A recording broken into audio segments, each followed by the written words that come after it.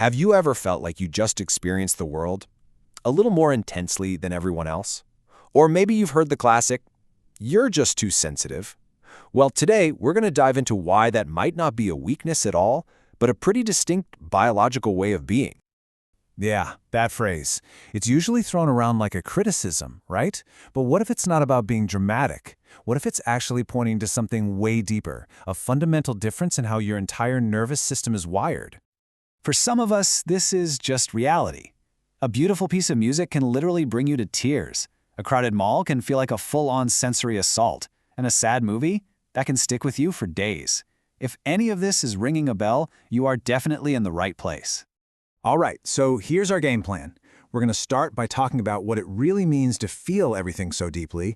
Then we'll get into the science of the highly sensitive brain, explore the two sides of this trait, and understand why it's not a flaw, but actually a feature. And we'll wrap up by talking about what it's like living life in high def. Okay, first things first. This experience of feeling everything so intensely, it is not in your head. It's a real, researched, and innate trait that people are born with. And you know what? It's way more common than you might think. Researchers figure that somewhere between 15 and 30% of the population is highly sensitive. To put that in perspective, in a room of 10 people, odds are good that at least one or two of them are wired this way. The official scientific name for this is sensory processing sensitivity, or SPS. Now, the key phrase here isn't just about feelings, it's that greater depth of information processing. Highly sensitive people, or HSPs, don't just notice stuff. Their brains literally absorb and chew on every little detail, from tiny social cues to the scratchy tag on a shirt. Which, of course, brings us to the brain itself. And this is the main thing to get. This is not a mindset. It's not a choice. It's neurology. The brain of a highly sensitive person is just built and functions a bit differently. So scientists have used fMRI scans to actually peek inside the brains of HSPs, and what they found is pretty fascinating.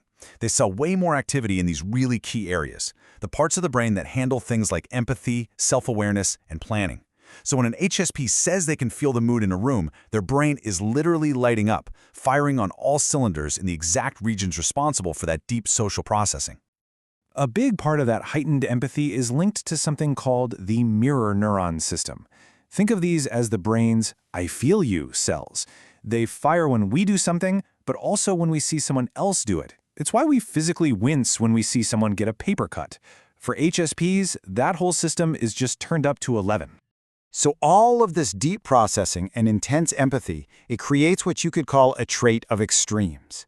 It comes with some incredible superpowers, but also some very, very real challenges. It's two sides of the same coin. On the one hand, you get these amazing strengths. HSPs are often incredibly empathetic, wildly creative, and super intuitive. They can be fantastic leaders because they spot the subtle shifts nobody else does.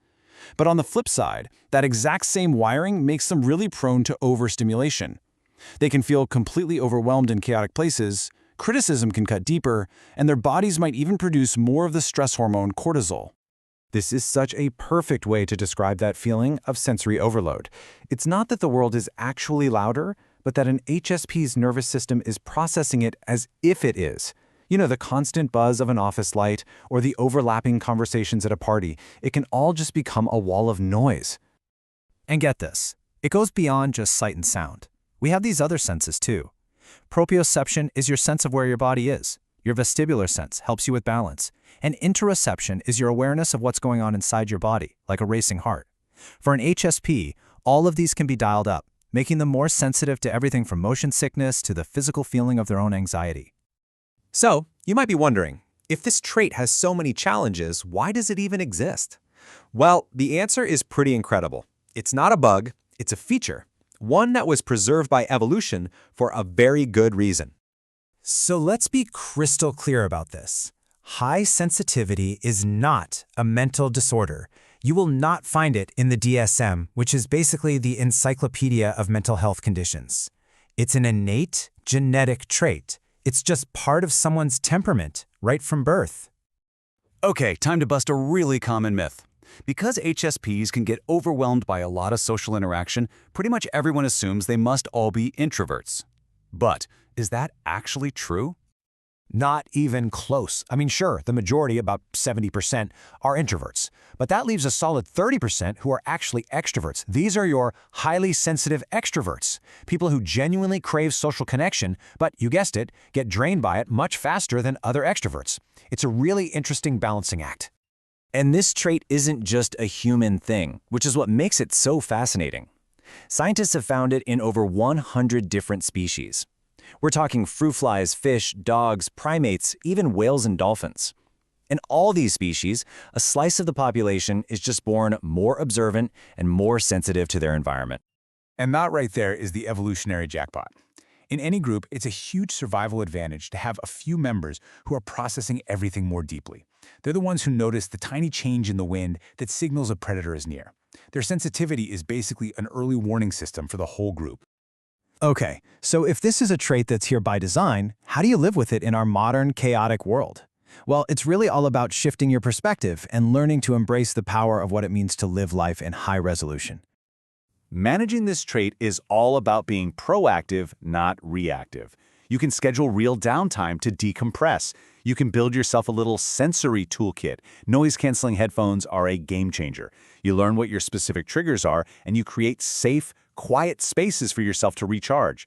These little strategies can make a world of difference. I just love this quote. It reframes the whole experience so perfectly. The same wiring that makes you feel overwhelmed by a noisy room is also what allows you to be deeply, profoundly moved by a piece of art or to feel incredible joy from simple things. You're just experiencing the world with more pixels. So let's just throw out that old idea that being sensitive means being fragile. It doesn't. It means you have a heightened state of awareness. You're like a finely tuned instrument that picks up on all the beauty, the nuance, and the emotional music of the world that so many others miss. And that deep awareness, that ability to be so tuned in, is something the world desperately needs more of. More empathy, more thoughtfulness.